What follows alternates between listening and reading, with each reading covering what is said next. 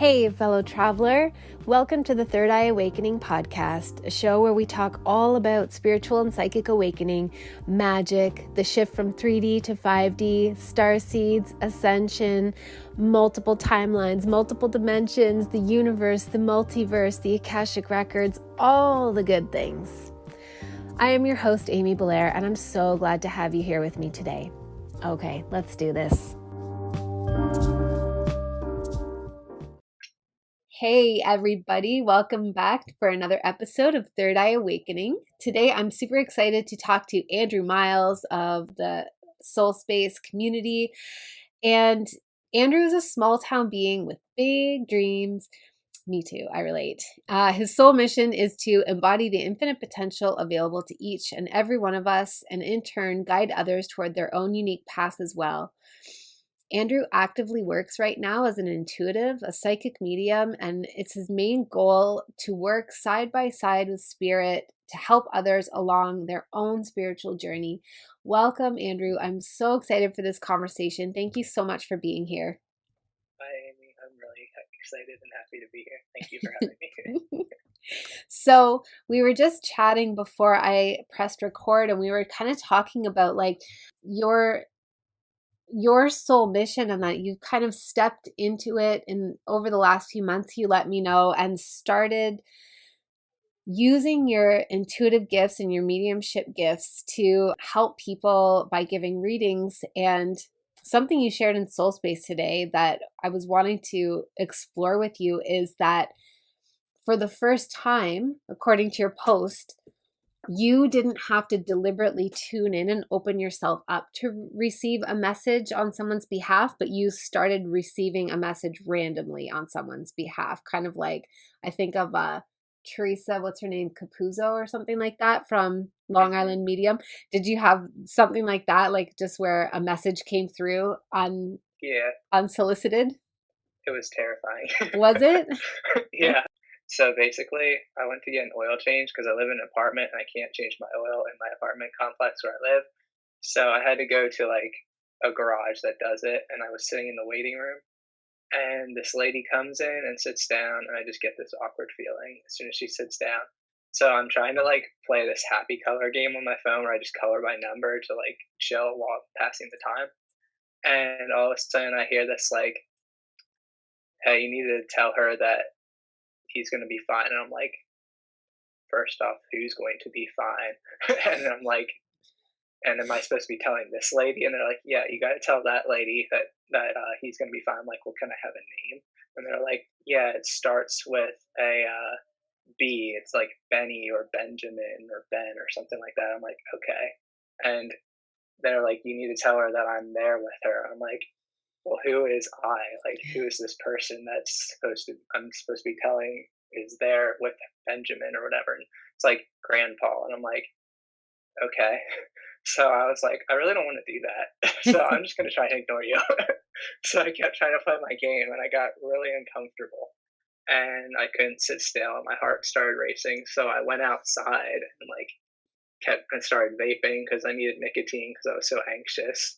And then it just kept racing. They're like, no, you need to tell her. You need to do it. And I was like, I'm just going to go back inside and I'm going to sit down and I'm going to keep ignoring you. And that did not go well. And then I started feeling like I was literally going to like pass out if I did not tell this person that like the message. So I was like, okay, fine. Guess I'm going to do this. So I pretty much had a mini anxiety attack while I was trying to do this. And I looked at the person, I'm like, excuse me, do you believe in mediumship and like psychics and talking to spirits and stuff? And she's like, yeah, kinda, yeah. I was like, I have something to tell you if you're willing to listen. And she's like, okay, what's up? So I was like, so I have a grandpa here who wants me to tell you that B, Benny, Benjamin, whatever is okay and he's with him. But I forgot to tell her that he was with the dude with Benjamin part. So I told her that and she's like, okay. And I was like, does that make sense? And she's like, yeah, it actually does. So I was like, okay. So I don't normally tell people stuff like this. This doesn't come in like this for me. I was like, I'm going to give you a card. If you have questions, you can just message me and I'll give you like more information for free because this is a really awkward situation and I'm sorry. So I gave her the card And I was like, and now I'm gonna go outside and get more nicotine because I'm like terrified right now. I'm sorry if I made your day weird. So I went outside and I just kept having this nagging, like, you didn't finish the message. I was like, are you serious? I have to go in Oh and my do this again. They're like, yeah, you do. So I tried to ignore it again. And when I went back in, and then they're like, no, you need to tell her the rest of the message. I was like, I'm sorry, ma'am. Are you open for me telling you more? And she was like, sure. I was like, okay. So I'm supposed to tell you that Grandpa is like with Benny or Benjamin. I was like, and it was an accident. Whatever happened was an accident. And she's like, okay. I was like, I hope that makes sense to her. And she's like, yeah, that's spot on. So then she gets up to leave like a few minutes later, and she kind of like moved to another seat further away from me in the meantime God. at that point, like while I'd gone outside and come back in. So that's why I thought I'd terrified her.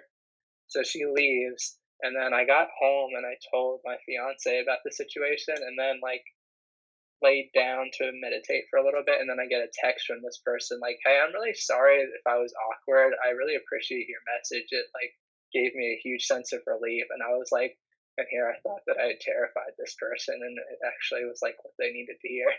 I'm So so glad that that was she exciting. texted you. I was so scared though.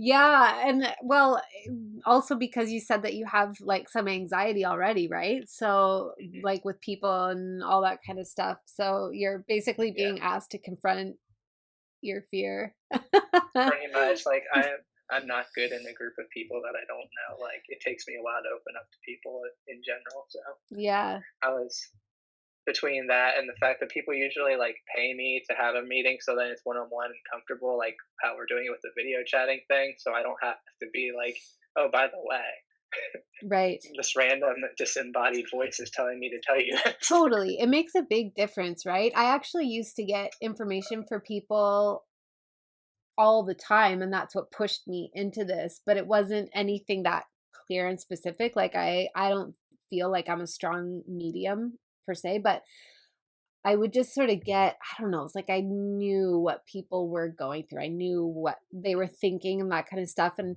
I would want to tell them, but I just was so acutely aware that they weren't coming to see me for that. They weren't paying me for that, or we hadn't prearranged for them to receive this information. And it just feels so almost like intrusive to try and give somebody a message like that. That's so, I don't know, it's like it's vulnerable, right? So you're kind of cracking them Yeah, open potentially. But when you try to crack them open, if they don't really want it, then maybe their defenses go up and they shoot the yeah, messenger. that's kind of what I was worried about with that situation. Yeah. Like mediumship is something that I want to do, but I also there's a lot of other things I want to do. Like I want to do channeling as well and stuff like that, and that's just part of what I want to do. And my big thing is like I want to talk to people's guides and like help give them like guidance for their spiritual stuff. And then sometimes I have like spirits intruding, like wanting to talk to them. I'm like, do you want information on this? Because I'm getting this. Like I'll give it to you if you want it. It's like I have to always make sure, just for my own peace of mind, that this person wants this before I like shove it at them. Yeah. Yeah. So let's back this up and like did you always have these gifts and these sensitivities? Were you a psychically open child? Okay, I don't know. So my first memory of my own weird thing happening was I think somewhere between 7 and 10. I was walking down steps at my house, and we had a bi-level, so it was like one set of stairs to go up to the upstairs floor, a landing space where the front door is, and then another set of stairs. So it's like one set here and then another set that goes down right next to it. So I'm walking down the first set and I get to the landing, and all of a sudden I was like outside of my body, watching my body walk down the second set of steps, Wow. and I freaked out. And then I like snapped back into it and almost fell down the stairs on the way, on the way down. That was my first memory, and I was like, okay, that was not normal. And then I kind of just pushed it away because I was like, I was raised in a very Christian household, and like, no offense to my mom or anything like that, but that stuff wasn't like, you don't talk about that kind of stuff. You don't Yeah. talk about spirits. You don't talk about any of that. But another thing she told me was that I was like this weird child who I had an imaginary friend and I named Will. So it turns out I was adopted, and at birth, my birth mother named me William. And then when my parents adopted me, they changed my name to Andrew Wow. because I was adopted at birth. So I don't know if I just knew that my name was William and I was naming this person William or the spirit William or the whatever the imaginary friend was. I don't know. I don't remember. Like, because I don't remember most of my childhood. It's all like blacked out pretty much for me. So And is that because like it was it a difficult childhood and so you just kind of have a protective screen up? kind of like my mom was very like emotionally supportive and everything of us. My dad was a narcissist and like verbally, mentally, emotionally abusive. Mm. He wasn't physically to me, but he had tendencies. So I did block out a lot of stuff because of that. And then, so being raised in the church, sometimes like they let things go or they brush it under the rug type deal. Mhm. So, like, I didn't necessarily always get the emotional support that I needed from anywhere other than my mom, and she would be like caring for me, but like I had to go for therapy when I was like 14 because I had turns out I had like severe OCD and like then I had to and like depression and anxiety and stuff like that. Like there was a lot of weird things that I just kind of pushed down. Some other Mhm. stuff that I won't mention on the podcast, but Mhm.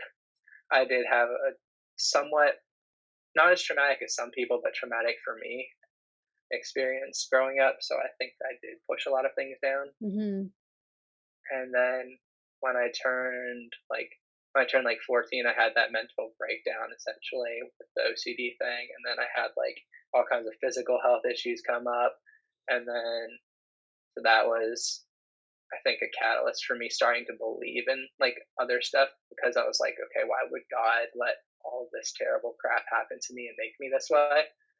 And it doesn't feel right. So it kind of started the doubt in my mind of like the Christian belief system Mm. of what God was. And then I think through high school, I got really into like revelations of the Bible because I got into all the darker stuff and like the end times and everything like that. And that kind of just spiraled from there where I slowly started my decline into like being an agnostic person and not believing in anything really and not knowing what I believed in. I think after that, I kind of got interested in like witchcraft type stuff, but I didn't know where to look, and there wasn't as many resources when I was like 16, living in a Christian household for me to be able to have access to. So I pushed that away until I was like mid 20s, and then actually until I was about 27, and I'm almost 29 now. So when I was 27, I decided, you know what, I don't care. I'm going to start practicing and I'm going to start meditating like every day. And I found a mentor because I had bought a pack of tarot cards.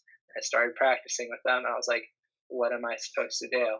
And the cards pretty much told me to dive deep and start looking for like they gave me like the hierophant, like a teacher basically. Yeah. So I joined this group on Facebook for like local people in my area who were pagan, and I found a teacher who was like Wiccan, but he was kind of like gray. He wasn't like all love and light, and he wasn't like all darkness. He was just kind of right in the center, and he had experimented in both sides of things. So he set me off on like teaching me how to do like the practical work of all the stuff that I had read like here and there over the years, and taught me how like energy manipulation and all that stuff. And then things came up where him and I were still friends. He still teaches me stuff, but he couldn't keep teaching me. So I kind of like started diving in more myself and just meditating like 2, 3 times a day for like up to an hour to 2 hours a day for like 2, 3 months. And that's when everything started opening up more for me. So I think I did like every day, like up to 2 hours a day for 3 months of meditation. And Wow. I started having all these weird experiences because at the time I was like, this was actually right when US locked down for everything related to the virus going on. Mhm. So that gave me all kinds of time working from home for my job that I Mhm. have to do that. So I would do the work and then I would go downstairs and I would meditate for 2 hours and then I would like practice trying to connect to people and like trying to like view things from where they are. Like, so I would like envision in my mind like this person and connect to their energy that, and I would ask them before I would do this because I didn't want to interfere with them. But like I would tell them, I would be talking to them. I'd be like, you're surrounded by like a bee and I see something white and fluffy. And like they would tell me that's literally the clock in the bathroom that I'm standing in has a bee on it and my bath mat is white and fluffy. So I started practicing all this stuff trying to get, I forget what it's called. It's not astral projection, it's Remote viewing? remote viewing. Yeah. So I was practicing remote viewing and then I started practicing astral projection and that was interesting. And I saw lots of weird things with that. And I just kind of like went through lulls and then built it back up and went through lulls. And it was really weird because I always liked the number 27, and 27 is the number of the year of my, like I was 27 when I started my path, and I always liked 27, but I didn't know why. And then the day of the month when I found my next mentor for mediumship and spirit connection was on the 27th of the month when I had my first meeting with her, and she told me that she was going to teach me how to do all this stuff. And I was like, that's a weird synchronicity. I was like, I've loved the number 27 from the time I'm a small child, and I don't know why. And now all these things are happening on 27 days Yeah. and time frames in my life. Yeah. That's So so that's kind of cool. where it's built up to now. And so that's really interesting. I so appreciate you sharing all that because I mean, what a perfect plug again for everybody, like, because I get people ask me all the time how to connect with their psychic abilities. Really, it's like meditation, but the very next step of that is like having some kind of devoted practice. You can pick anything. You can pick anything, whatever is the most Good. exciting and interesting to you, but you just have to put the time in. Put the time in Exactly. and like make the space for it. Make it important to you. If you are just sort of doing it like, I don't know, perfect analogy. When I was a little kid, my mom wanted me to learn how to play piano, but I didn't really want to learn how to play piano. And so I really only practiced like when she made me. So that would be just on the weekends for like half an hour on Saturday and Sunday. Well, I didn't really get very good at piano because I wasn't self motivated. I wasn't making it important. It was just something I had to do. So it's kind of like that. It's with anything. You just have to put the time in and cultivate it. But at what point did you start experiencing mediumship? Like, what did you, was that something that came naturally ish to you when you were younger too, or was that something you cultivated because you wanted to? Yeah, I cultivated because I wanted to. So around the time, like shortly after the time that my first mentor told me he had to step down from teaching me stuff, I realized that witchcraft wasn't what I wanted to do, and I didn't really like have a belief in like gods and goddesses. So then I just moved into more spirituality in essence and started focusing on like just the meditation and just trying to connect to like source energy and stuff. And I got to the point where I was like, I was watching Seatbelt Psychic. If you've ever heard of that, it's on No. Amazon Prime. It's this guy who's actually really popular, apparently in like Los Angeles or something like that. And he does ride sharing. In this show, he does ride sharing, and then he's the driver, and he'll pick people up, and he'll ask them if they like would like to receive the message that he's getting from like their loved ones and stuff. So he'll give these people like a reading while he's driving them to their destination. And like I had always been interested in talking to spirits, but once I saw this, I literally cried and knew that this is what I was supposed to do. Like I physically watched an episode and started bawling. I was like, I'm supposed to do this. Yeah. Like this is what I need to do. So I just started trying to find someone to teach me that.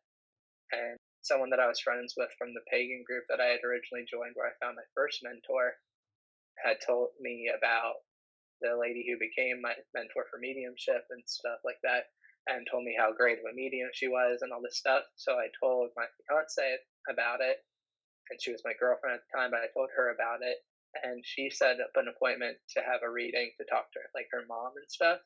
And she loved the experience she had with this lady. And I was sitting next to her, just like playing a video game or something, and the lady asked to talk to me and like called me like a wizard or a warlock or something like that.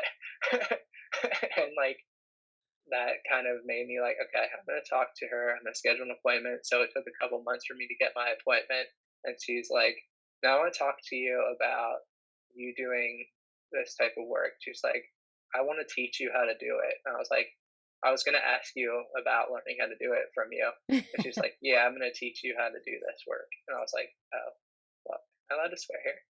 Yeah, of course. Okay. I was like, oh shit. Okay. I guess this is what we're doing now. So that's kind of where that ended up. And I've just been practicing.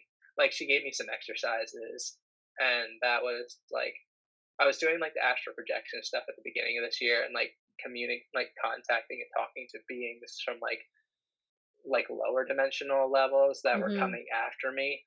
They were like, because I hadn't figured out like what I was doing. I was astral traveling to like lower dimensional places and some other places around this dimension, and it was not. They were trying to attack me, and I had to like fight these energies off because I wasn't prepared for what I was doing, and I Hmm. still had the viewpoint of like less neutrality and love and everything. And I was just like trying to wade my way through the waters. So at this point, like I was practicing stuff. She had given me a couple tips, and then I think at the very beginning of this year is actually when I literally fully started to work on connecting. Yeah, at the beginning of this year. So last year is when I had a meeting with her, and then at the beginning of this year is when she like actually had me doing exercises to try and figure this out. Sorry, the timeline got skewed because in the middle of all of this, I was having this like waking up experience, and I was losing time and like having weird body experiences and stuff like that. So it took me a second there to figure out when this happened. Yeah, well, I So at the mean, beginning of this year. like, what is time, anyways? That, Yeah, exactly. yeah, that's amazing. It's going to be such a weird thing, or it feels weird for me to say this, but I feel so proud of you, even though this is literally my first time talking to you, just because I can feel like I think this is true for everybody who steps onto a path like this, because it's not like society, your guidance counselor's not telling you that this is what you would be really good at. It's really it takes a lot of self-validation and those decisions to step over a threshold of feeling scared shitless of, I don't know, like being crazy or making this all up or being wrong or like what, just the first time you ever do a reading for somebody, it's like, what if I do this reading and I think I'm getting good information and none of it lands, and then like how am I going to handle that disappointment and all that, right? Like there's so much courage and decision to believe in yourself required to step onto this path. And it's really cool that, especially that it was all really self-guided, and that even though you had mentors, it seems to me like the mentors were manifested as a result of your prior decision to open up to that next thing Yeah, that was calling you. So yeah. kind of what it was because I've realized, and a friend of mine also is going through something similar where we would call in someone to help us. They would teach us like the little bit that we needed to know to push us forward, and then something would always happen where they like had to cancel our next meeting, and Mm. we would just have to keep working on it ourselves, or like something would happen where their life took a turn and they couldn't mentor us anymore. So like the people are still mentoring me like kind of from the sidelines, but like it's just little bits here and there. It's not like big things where we have like a weekly meeting type deal or a monthly meeting where they go over my progress. It's kind of just like, okay, I'm going to give you this little bit, and then you run with it. And I'm just like, okay, I'm going to do the best I can. Yeah, that's I awesome. was always terrified, like, and I still get terrified every time I do a reading for someone because I think it keeps me somewhat humble. I'm like, okay, I just gotta go into this knowing that it's gonna turn out okay, trust that it's gonna be good, and whatever you guys want to give me is what I'm gonna give the person. Yeah. And I know I can't do it all by myself. I gotta trust the universe to help me. So it keeps me humble and keeps me from getting a big head when I have that little bit of like stage fright or something like that before it starts. Like I have a minute or two as I'm building up into like talking to the person before I get comfortable, and like a minute or two, or maybe a message or two first, like when I first start the actual reading, where I feel like a little bit nervous, and then as I get the the stuff like, yeah, that sounds or feels right. That makes sense. Like then I start getting more confident. I'm like, okay. And then it starts rolling and I'm like, okay, so I'm supposed to tell you this and here's what's going on with this. And I'm just like, it's really exciting and terrifying and I enjoy the ride. It's like going on a roller coaster that you've never rode before. Yeah, truly. And every time. I mean, I'm not somebody I've been doing it for a few years now, but it's only been a handful of years, but I can say that like the doubt doesn't go away. It just gets easier to not pay that any mind and to like just relay the information and just sort of step out of the way and just be like you were saying, like whatever you're going to give me is what I'm going to tell the person, and what however they receive it is totally up to them. It has, nothing to do with me, and it just gets easier to spend less time in the labyrinth of the mind that is doubting itself. It is. And you kind of like build up a rapport with like your higher self and your guides, the Yeah. universe of like, okay, this means this and this means that. And like when I first started, I had to question, okay, was this a yes or a no? Now, like I automatically, for the most Yes. part, know when I'm getting a yes or a no, or like a kind of, but it's this. Yeah, because totally, I'm loving this conversation so much because I feel like the way that I kind of describe it, like I think I talked about this in the psychic activation course, as well as a bunch of lives, where it's just like you have to learn to speak that language. You have to, that's why you have to spend time with it. It's not that you can't do it, it's that it's so subtle to begin with that you have to create the space where you can start to hear it, so to speak. But it doesn't always come through as a sound for everybody. Sometimes it's like an image in your mind's eye. Sometimes it's just a knowing. Sometimes it's a sensation in your body. Sometimes it's an emotion. Sometimes it's a sound. But sometimes it's also just like almost like a thought in your head that sounds, it doesn't really have a voice. Like it's not somebody else's voice, but it's Right. all valid. But you have to create the space to first be able to discern when it's happening, and then to be able to speak its language, because it's all speaking it symbolically. It is. And like I have a friend who this is my best friend. He's started like opening up more.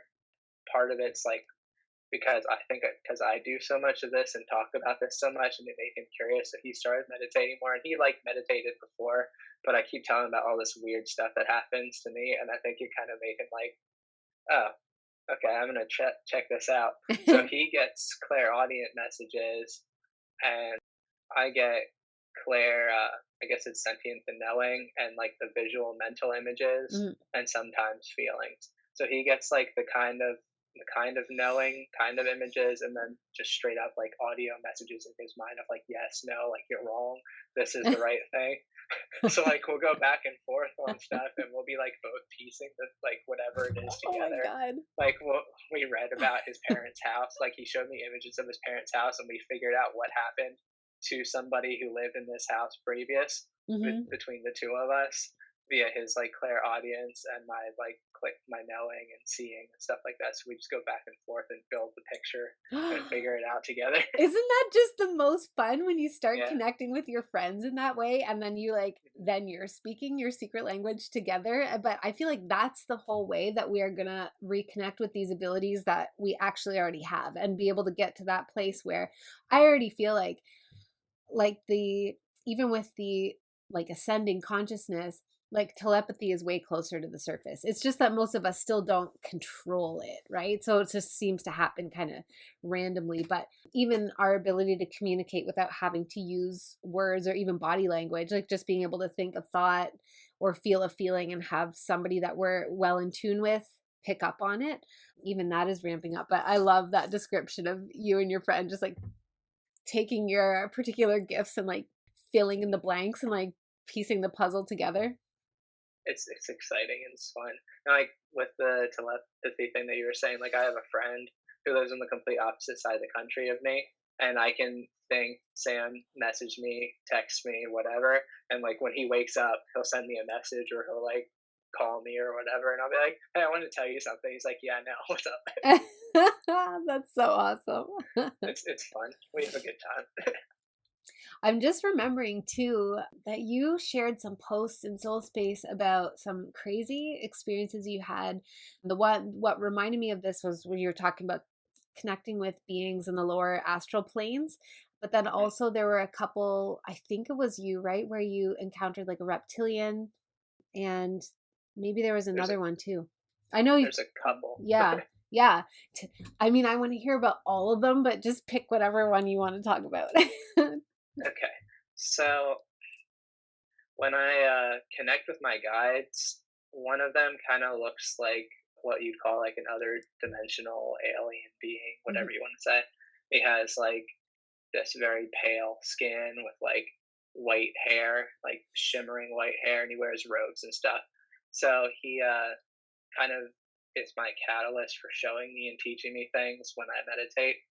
So he like opened up like memories of for me, I guess you would say. So I have to backtrack here now for a little bit. That's Okay. just the start of it. Before I met the mentor that I have now, I got this tattoo and I'm going to show it to you. Mm-hmm. I got this tattoo. This is me, That's I awesome. guess. And I guess I'll explain it for people. It's like a wizard who deals with dead people because I deal with souls who aren't alive anymore or on this plane anymore. So I got that. And then I got the one after that of this, Yeah, the and it's a dragon. dragon. And a couple years ago, I got this alien astronaut one. Didn't know why. I just knew I wanted it. So fast forwarding then to when I met my mentor, she goes, "Yeah, I'm getting information about dragons or draconian and Lyran or something like that, and then I'm getting like." She told me like you work with dead or people who have passed over, and I was like, that's really ironic. And then I showed her my tattoos, and she's like, huh, because she hadn't seen those tattoos. I had literally just gotten them like right before we talked. So that kind of set off this trigger in my mind, and like within a month of that, her telling me that, I started getting downloads from my guides where I was seeing draconian beings. So the first one, and I mean like literal dragon beings that were Mm. humanoid beings. So the first one was I was like watching kind of like a movie, and it's on like a screen, and I'm seeing this little girl who's standing in her front yard or whatever yard because it's on a different like planet or in a different dimension or something, and she doesn't look human. She's humanoid, but she's kind of like animal human, and she's maybe like 5, and I see this ship pod thing crash into the ground, and like the opening for it, like the door for it, like flies off, and this big dragon being in like this full body armor suit steps out of the thing and looks at this child. And I don't know how much detail you want me to go into because it gets kind of graphic. So if you want, I can kind of mellow it down. Just go for Okay. it. Okay. He literally looks at this child. She starts like panicking. Basically, you watch her like cowering up, and he picks her up by the head and crushes her head in his hand and throws the body across the yard. And I watched this whole thing happen, and then it cuts out. And then, like a week later, I have another meditation where I'm watching from the perspective of one of the draconian beings, I believe.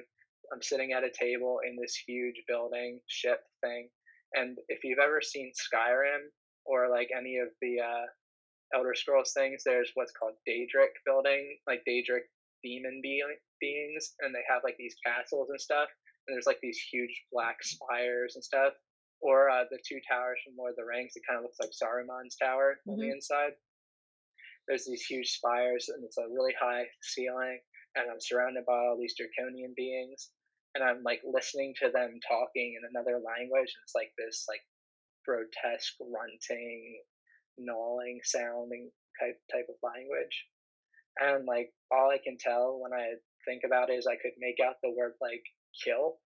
And then I had a literal physical taste in my mouth of like metallic blood, like irony blood in my mouth as I came out of the meditation. And I knew that something weird was going on in that situation. And I think they were getting ready to like do something. I don't know. It was weird. The third meditation that I had was I'm underground, and I believe this was supposed to be on Earth. and I think I'm still like seeing it from the viewpoint of a reptilian being, and I'm watching all kinds of other reptilian beings, but they're not necessarily just dragon beings or like snakes and like all kinds of other reptilian type beings.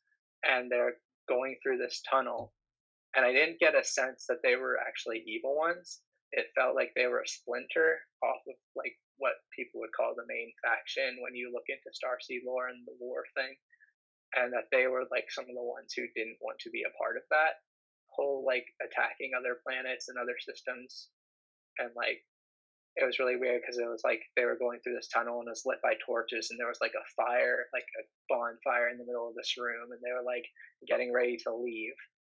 And then the last one that I had was I was on a ship as a reptilian being, and I went to, it was like a physical ship that was made of metal, but it was also like living, and it could collapse in on itself to transport like across distances of like light years and dimensions and stuff. But as it came out of the thing, I was supposed to go to this one room. So I followed this winding corridor to this room. There were all these other like reptilian beings who were sitting down in this chair, and they were giving them light therapy. And they were like trying to change, like I guess if they didn't want to be in the darkness or that duality or whatever anymore, and they didn't want to live in the dark side of the duality, they were getting like they were sitting in this chair and having some type of light therapy where it was like literally changing their energy or something like that to try and be less violent and less dark and less oppressive and stuff. I don't know. I just remember I was like not supposed to be there, or I was like seeing through the eyes of this being or something like that. It was really strange. Like it was kind of like if you imagine seeing through the eyes of this being, watching like feeling like you're them walking down the hallway and stuff, but you know that you're two separate beings, but you're just kind of like embodying it like an avatar at that moment. That's what it kind of felt like. That's so fascinating. And it like, I wish I wasn't so chronically underslept because I can feel it like bringing forward, I don't know, understandings, but I feel like I'm going to have to sit with them a little bit. But it's so, yeah, I have to sit with them because it's hard. I don't know. I just never want to draw conclusions before I've really, really processed information, but it's super fascinating. And it makes me curious what do you think this is? Where do you think we are? What do you think this whole universe is? Like, I ask because as you were describing that, it's like I could see what you were describing so clearly. Or like, you know, my own interpretation of it, but it feels really, really clear. And it it I don't know, it brought to me like a level of realness to alternate realms that even though I believe in alternate realms, like it brought a whole new, I don't know, like literally like dimension of realness to it for me just now. So I'm really curious, what do you feel like we exist in? Okay, that's a really hard one. um, I want to start with the fact that I'm not married to any of these ideas. Yeah. I try to keep myself open to it. That's just what I've seen.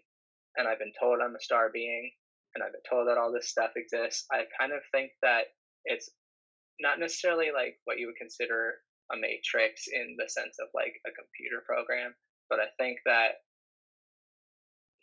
this planet and all the other planets exist in a matrix to an extent where everything's set up from the very beginning, and I already had like I already understood that this was kind of like a matrix and everything's programmed and you have your free will, but there are outside circumstances that you can only do so much bad, and everything is based on how you choose to react to it and what you choose to do with yourself.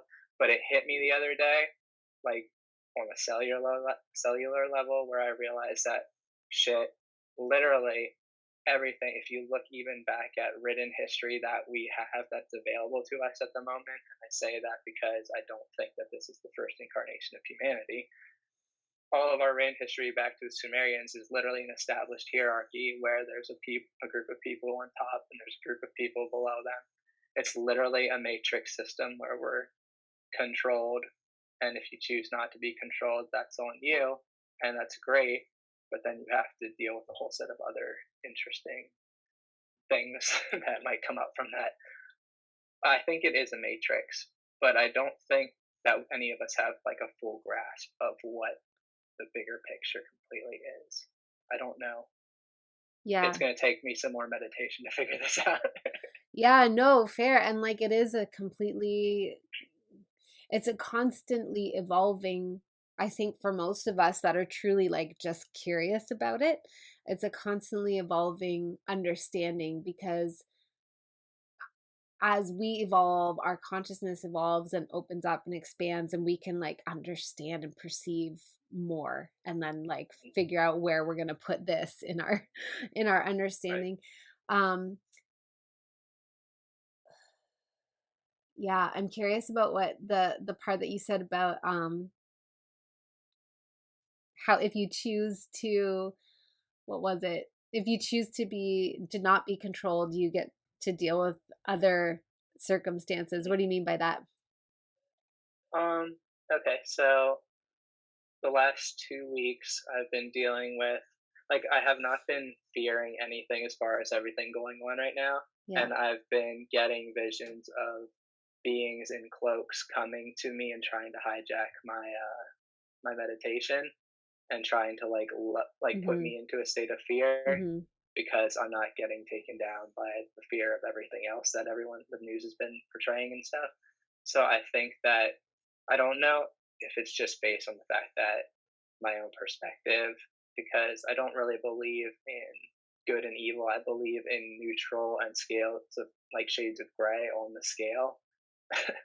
So like I don't know if it's just my linear perspective because I'm here, or if there's actually like negative oriented lower gray scale beings who are trying to come after me because I'm not giving in to the blue pill fear thing. Is it right? Blue pill? Is that the one to go back to sleep? Yeah. Okay. So I'm not giving into the blue pill fear. So I don't know if it's literally me just being paranoid or if it's me having a valid experience based on my understanding to this point. I'm not sure, but so far I've had some weird stuff. And then like my fiance was like the next day was like, I really hope that you'll reconsider getting the thing injected. And I'm like, I think about it every day, and every day I get a no from my guides. So until that changes, I'm not going to do it. And then I got a scare the same week that I was going to lose my job if I didn't get it because of things that Biden was trying to push through for mandating for medical work. Because I also work in a medical facility that repairs equipment for hospitals. Mhm. So in the same week, I had all three of those things try to jump down my throat to like make me reassess and think maybe I should do this. And each time I'm like, no. And I constantly have this feeling like, because I hear my guides through my right ear in a really high pitched tone. And I keep having this like high pitched but lower tone, which is what I got when those beings in the gray came in my meditation and tried to hijack it from my experience. I keep having that tone playing in my mind, and I have to keep going in and going, no, we're not going to do this. I'm not going to be afraid of all the crap that's going on. And maybe I'm just nuts, who knows? But that's been my weird experience of dealing with other things if you choose not to follow the fear. Yeah. Well, I had the same experiences, but it was some years ago, like I guess it was about 2013, I think. Or Okay. maybe 2014, but it was when I first discovered Abraham Hicks, and was like, I don't know, wasn't brand new on the path of trying to like figure out how to, you know, steer my life in a direction I wanted it to go, but I was really ramping up the efforts. And what I got from Abraham Hicks was that I have a lot more control. And that I think the thing that attracted this experience was that whole vibrational scale and starting to understand the frequency of my own state of being, my thoughts and my emotions, and how that affects what I experience in the matrix. And I just started having really fucked up dreams. And like they were really, really demented dreams. Like I remember dreaming of witnessing like a family dying in a house fire and being like burning alive and screaming horribly. And I would try to go and rescue them. And there were these dark, beastie, like kind of shapes circling and keeping me away from them. And I just had to witness their horrible screaming. And it was that kind of stuff. And for the first couple times I had those dreams, I was like really, disturbed by it. And then I kind of was like, I don't know what allowed me to draw the parallel. I don't know. But I think it's just that I don't usually have dreams like that. And when they happened several in a row, very close together, it's kind of like, well, what am I doing? Like, what could be causing this? I'm not watching horror movies. I'm not and then I was like, oh, but I am listening to Abraham Hicks like every single day and being mindful of my vibration every day. And that was enough for me to be like, oh. And then I noticed that whenever I really make a big up level, I usually have something like that. And I think, I don't know what it is, like maybe it is negative lower astral beings, or maybe it's just our fear, or maybe it's just an aspect of the matrix that is designed to, like pull you back down, or even not necessarily in a malicious way. I don't know, maybe it's just part of the design and we just can't really fully grasp it from the human perspective. But I definitely, and then I hear it from other people all the time, that when they are when they're not choosing fear, they're choosing their own power. There seems to be something that happens to try and rope them back down into those lower disempowered states of being. It's really interesting. Yeah, like I was trying to figure out, like, am I nuts? Am I bringing this on myself because everything's going great and I want to self destruct it all? Like, I was like, is there actually something trying to bring me down? Like, it's like impossible to know at this point because we only have limited understanding while we're here. Like, but even self-destruction, I think, like, I think about that and I'm like, well, why would any of us actually want to do that? Like, definitely we self-sabotage, but mm-hmm. I don't think it's really us. I think it's the influence of something that, I'm calling them negative entities. And at this point, I really do believe that they are negative entities, but I don't know exactly what that is. You know what I mean? Exactly. But I definitely think that there's something, because I've also felt that where like I feel that self-sabotage come in, but I'm like, yeah, but I love myself. I love like having, feeling like things are going well and I'm succeeding and things are building on itself. Why would I actually want to sabotage that? Ergo, I don't think it's really me. I think it's something that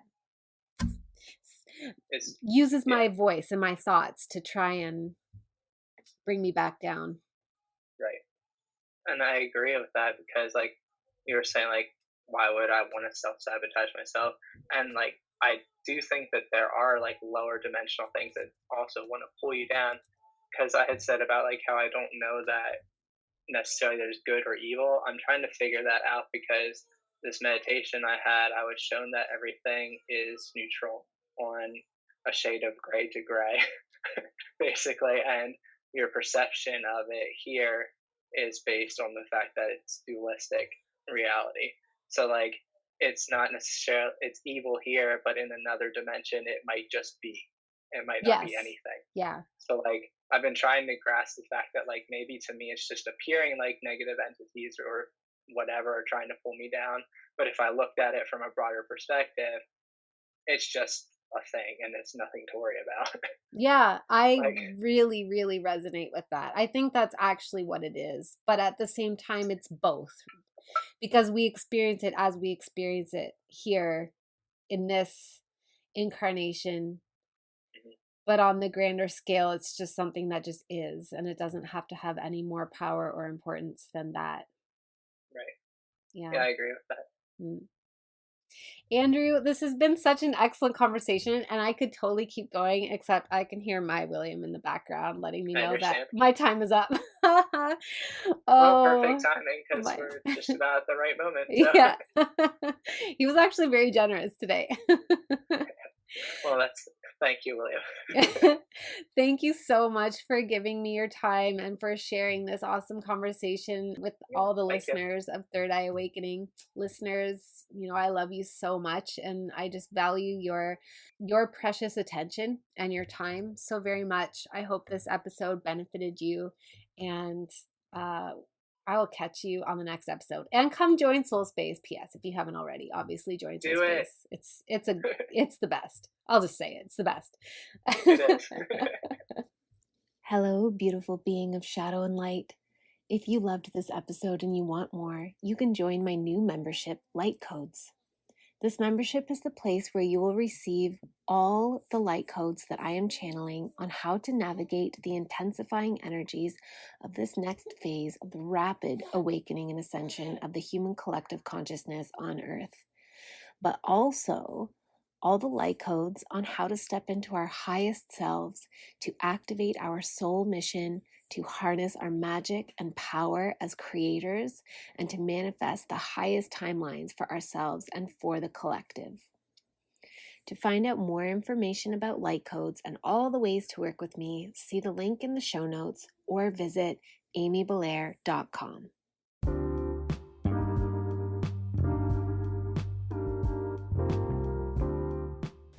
Thank you so much for being here with me on this episode. I appreciate you more than my words could ever say. Please remember to rate, review, subscribe, and share, and I will catch you on the next episode.